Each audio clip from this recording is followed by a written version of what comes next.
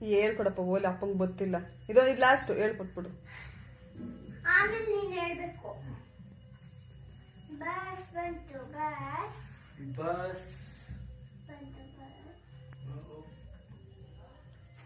ನೋಡಮ್ಮ. ನೀಟಾಗಿ ಹೇಳು. ಅವಳು ನೋಡಮ್ಮ ನೋಡಮ್ಮ ಅಂತಾಳೆ. ನಿನ್ ಟೀಚರ್ ಹಂಗೇನಮ್ಮ ಹೇಳೋದು? ಗದ್ರು ಜೋರಾಗಿ ಒದೆ ಕೊಡು. ತಪ್ಪು ಹೇಳಿದ್ರೆ ಗದ್ರಕೋ.